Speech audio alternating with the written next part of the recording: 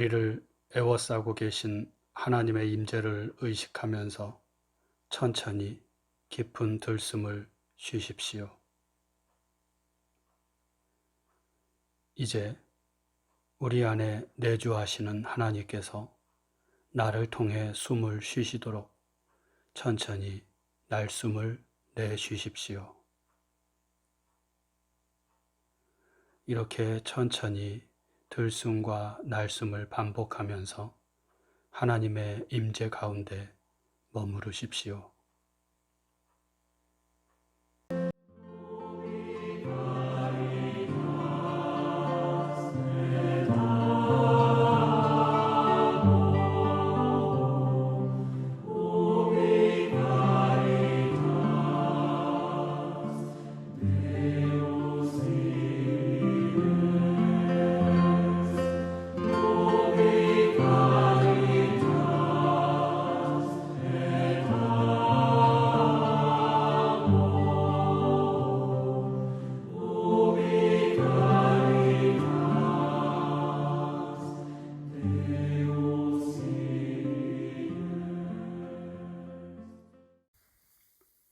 오늘 우리에게 주시는 하나님 말씀은 마태복음 3장 13절에서 17절 말씀입니다.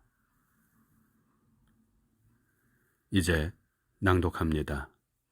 하나님 말씀에 경청하십시오.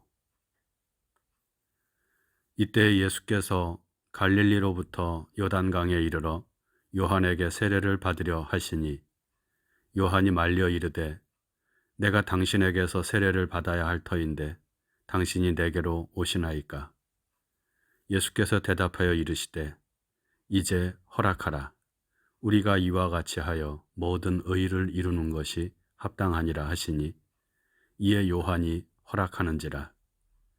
예수께서 세례를 받으시고 곧 물에서 올라오실새 하늘이 열리고 하나님의 성령이 비둘기같이 내려 자기 위에 임하심을 보시더니 하늘로부터 소리가 있어 말씀하시되 이는 내 사랑하는 아들이요 내 기뻐하는 자라 하시니라.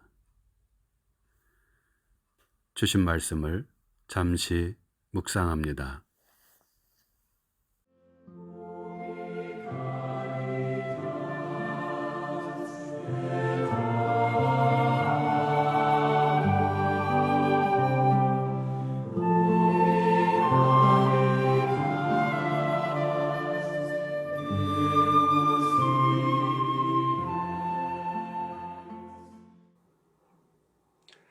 연탄재 함부로 발로 차지 마라. 너는 누구에게 한 번이라도 뜨거운 사람이었느냐? 안도연 시인의 시 너에게 묻는다 입니다. 지금은 많이 없어졌지만 30여 년 전만 하더라도 집집마다 구멍이 뚫린 검고 둥근 원통형 연탄을 이용해서 추운 겨울을 견뎌내곤 했습니다. 그 연탄이 다 타버리면 하얗게 연탄재로 변해서 밖에 버려집니다. 차갑게 식은 하얀 연탄재는 사람들의 발에 이리저리 차이다가 눈이 오면 미끄러지지 말라고 길 위에 뿌려지기도 하였고 비가 와서 웅덩이가 생기면 그 웅덩이를 메꾸는데 사용되기도 하였습니다. 시인은 그 다 타버린 연탄재, 이 사람 저 사람의 발에 차이던 그 연탄재에 주목했던 것 같습니다. 지금은 사람들에게 밟히는 쓸모없는 물건에 불과하지만 언젠가 뜨거운 불길로 사람들을 따뜻하게 해주었을 하얀 연탄재를 바라보면서 자신의 모든 것을 불태워 사랑하며 꿈과 이상을 위해 온 삶을 던진 열정적인 사람들을 생각한 듯 합니다. 그리고 시를 읽는 우리들에게 너는 지금 그런 삶을 살고 있느냐? 라고 묻고 있는 것 같습니다. 투신, 이라는 말이 있습니다. 던질 투에 몸신을 써서 어떤 일에 몸을, 삶 전체를 던진다는 말입니다.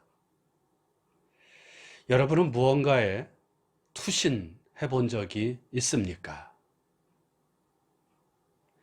자기의 이익이나 아니면 자신의 분신인 자기 가족을 위한 일 외에 좀 더 고상한 목적을 위해서 또 옳다고 믿는 일을 위해서 자신의 인생 전체를 재능과 능력과 자신이 가지고 있는 모든 것을 다 부은 적이 있었습니까? 오늘 주연절 첫째 주일 그리고 주님의 수세주일을 맞아서 우리가 읽은 말씀은 하나님의 아들이신 예수께서 요단강가에서 세례 요한에게 세례를 받으셨다는 말씀입니다. 예수께서 요한에게 세례를 받으셨다는 이야기는 마태복음뿐만 아니라 마가, 누가, 요한복음 모두에 나오는 것으로 봐서 이것은 틀림없는 역사적인 사실인 것 같습니다. 그런데 이 역사적인 사실이 마태 공동체, 나아가 초대교회 내에서 문제가 되었습니다. 그 문제는 대략 두 가지 정도로 정리할 수 있는데, 첫 번째는 어떻게 하나님의 아들이 인간인 요한에게 세례를 받을 수 있는가 하는 것입니다. 보통 세례는 권위나 능력이 많은 사람 혹은 지위가 높은 사람이 그보다 못한 사람에게 베푸는 것인데, 어떻게 가장 높으신 분이 가장 낮고 천한 인간에게, 그 요한에게 세례를 받을 수 있는가 하는 것이죠. 여러분은 어떻게 생각하십니까? 그리고 두 번째 문제는 예수는 하나님의 아들이시고 죄가 없으신 분이신데 왜 죄 사함의 세례를 받았는가 하는 것입니다. 누가복음은 요한이 베푼 세례를 죄 사함을 받게 하는 회개의 세례라고 전합니다. 오늘 우리가 읽은 마태복음에는 정확하게 그런 표현을 하고 있지는 않지만 3장 6절에 보면 많은 사람들이 자기들의 죄를 자복하고 요단강에서 그에게, 요한에게 세례를 받았다라고 하는 것을 보면 요한의 세례가 죄를 씻는 것과 관련된 의식이었음을 알 수 있습니다. 죄가 있는 사람들은 요한에게 나와 세례를 받고 그 죄를 씻을 수 있었던 것입니다.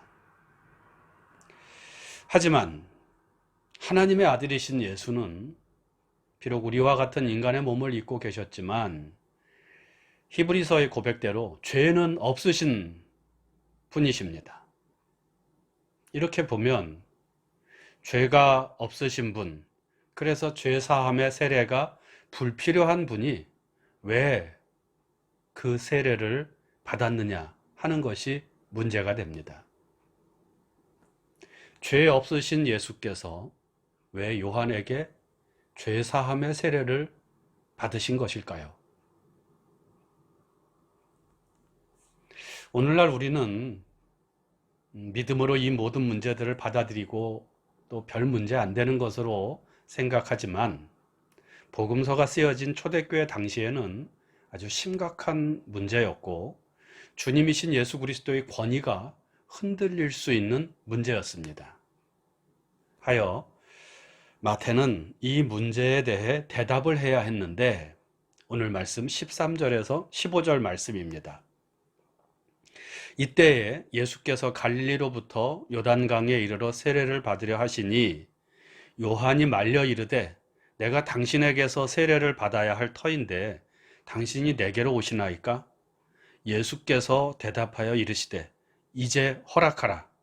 우리가 이와 같이 하여 모든 의를 이루는 것이 합당하니라 하시니 이에 요한이 허락하는지라. 여기서 첫 번째 물음, 왜 예수는 요한에게 세례를 받았을까 하는 것에 대한 대답은 무엇일까요? 14절에서 밝히고 있는 것처럼 요한은 예수에게 세례를 받아야 할 사람이었지만 15절에 예수께서 이제는 허락하라고 말씀하셨기 때문입니다. 그래서 세례를 받아야 할 요한이 오히려 예수에게 세례를 베풀었다는 말씀입니다. 한마디로 예수께서 그렇게 요구하셨기 때문에 요한에 의한 세례가 이루어진 것입니다. 그리고 두 번째 물음, 왜 죄 없는 하나님의 아들이 죄 사함의 세례를 받았는가에 대한 대답은 예수께서 하신 말씀, 우리가 이와 같이 하여 모든 의를 이루는 것이 합당하니라에 담겨 있습니다. 의가 무엇인지에 대해서는 잠시 후에 말씀드리는 것으로 하고요. 예수께서는 하나님의 아들이 세례를 받는 것이 모든 의를 이루는 길이라고 말씀하신 것입니다. 하여 오늘 말씀은 의를 이루기 위해 세례 요한에게 세례를 받으신 예수를 우리에게 소개하고 있다고 하겠습니다. 우리가 먼저 생각해 보아야 할 것은 의란 무엇인가 하는 것입니다. 의가 무엇입니까? 우리는 보통 올바른 일을 하는 사람을 의로운 사람이라고 합니다. 여기에서 의는 올바름 정도가 될 수 있습니다. 이것은 정의라는 말로도 표현이 됩니다. 헬라어로는 디카이오시네라고 하는데요. 이 의에 대해서, 디카이오시네에 대해서 고대의 철학자들은 여러 가지 정의를 내렸습니다. 플라톤이라는 철학자는 디카이오시네를 균형과 조화로 보았습니다. 한쪽으로 기울어지지 않는 저울추를 생각하면 이 플라톤이 말하는 의가 무엇인지 이해할 수 있습니다. 그리고 아리스토텔레스라는 고대의 철학자는 의를 마땅함으로 정의합니다. 마땅히 줄 것은 주고 마땅히 받을 것은 받는 마땅한 대접이 바로 의, 디카이오시네인 것입니다. 그렇다면 성경에서 말하는 의는 무엇일까요? 성경은 의를 하나님의 의로 표현하고 있는데 로마서 3장 21절에 보면 이제는 율법 외에 하나님의 한 의가 나타났으니 율법과 선지자들에게 증거를 받은 것이라 그렇게 말씀합니다. 그리고 뒤 이어지는 말씀에 의하면 하나님의 의란 하나님의 아들 예수께서 화목제물, 헬라 말로 힐라스테리온이라고 하는데요. 화목제물이 되어서 우리의 허물과 죄를 덮어줌으로 하나님이 우리를 너그럽게 보아주시는 것으로 설명하고 있습니다. 아리스토텔레스에 의하면 죄를 지었으면 마땅히 벌을 받고 대가를 치르는 것이 의인데, 그것이 정의인데, 사도 바울은 하나님의 의는 죄를 덮어주고 너그럽게 용서해 주는 것이라고 말씀하는 것입니다. 그래서 이 하나님의 의는 은혜라고도 말할 수 있고 그 은혜를 통해 누리는 평화 혹은 구원과도 그 뜻이 통하는 말이라고 할 수 있습니다. 예수께서는 이 하나님의 의를 이루기 위해 세례를 받으셨다는 것이 오늘의 말씀입니다. 곧 은혜를 통한 평화, 은혜를 통한 우리의 구원을 위해서 세례를 받으신 것입니다. 달리 말하자면 은혜를 통한 평화 그리고 우리의 구원은 예수의 세례를 통해서 시작되었다는 것입니다. 세례는 물속에 완전히 잠겼다가 다시 물 밖으로 나오는 것입니다. 그런 의식입니다. 이것은 이전에 나는 완전히 물속에 잠겨서 죽었다는 것의 선언이고, 동시에 물 밖으로 나오면서 이제 나는 새로운 존재로 살아갈 것이라는 결단의 다짐입니다. 저는 이것을 앞에서 말씀드린 투신이라는 말로 설명드리고 싶습니다. 무엇에 투신하는 것입니까? 하나님의 의에 투신하는 것입니다. 하나님의 평화 그리고 정의를 세우는 일에 투신하겠다는 결단, 하나님의 나라를 위해 자신의 온 생을 던지겠다는 결단이 바로 세례입니다. 하나님의 뜻을 위해 자신을 온전히 바치겠다는 결단이 바로 세례를 통해 표현되는 마음가짐입니다.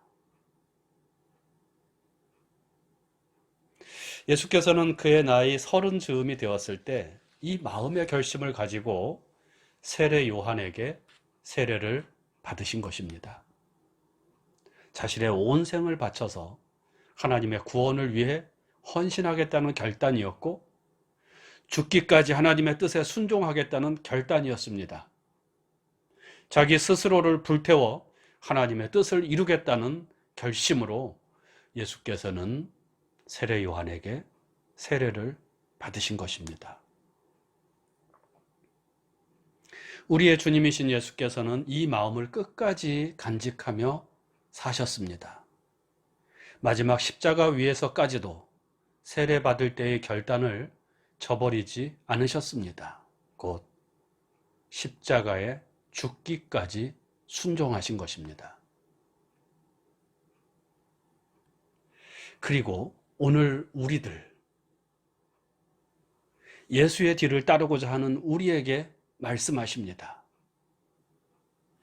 누구든지 나를 따라오려거든 자기를 부인하고 자기 십자가를 지고 나를 따를 것이니라.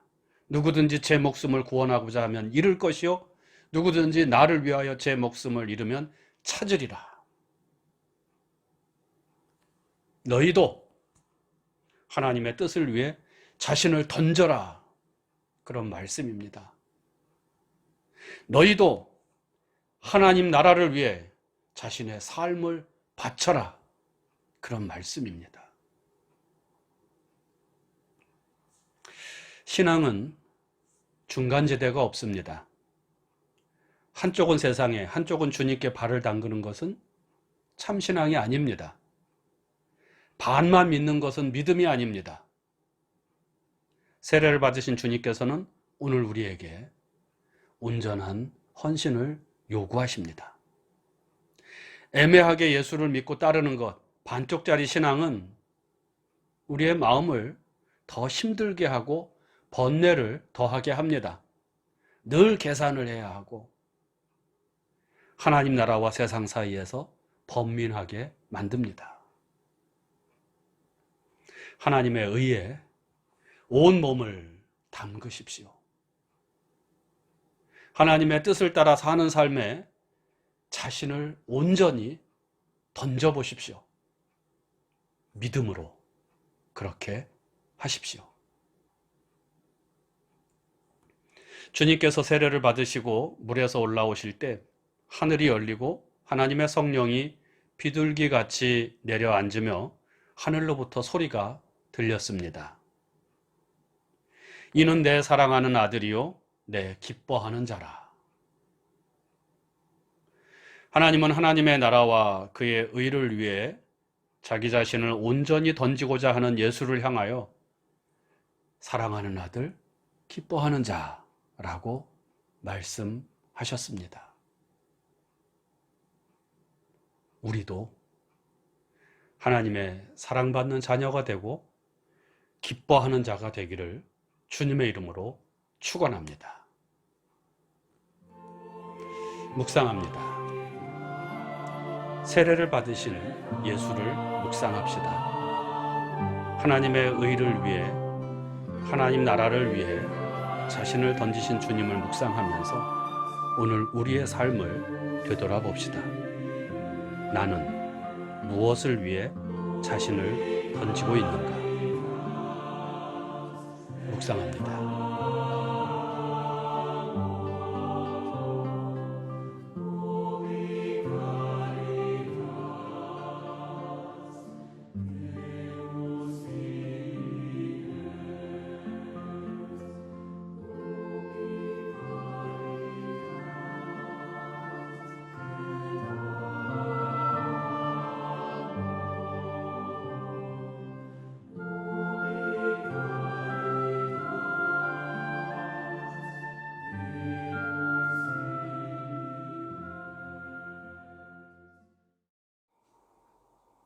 다 같이 주님께서 가르쳐 주신 기도를 드립니다. 하늘에 계신 우리 아버지, 아버지의 이름을 거룩하게 하시며 아버지의 나라가 오게 하시며 아버지의 뜻이 하늘에서와 같이 땅에서도 이루어지게 하소서. 오늘 우리에게 일용할 양식을 주시고 우리가 우리에게 잘못한 사람을 용서하여 준 것 같이 우리 죄를 용서하여 주시고 우리를 시험에 빠지지 않게 하시고 악에서 구하소서. 나라와 권능과 영광이 영원히 아버지의 것입니다. 아멘.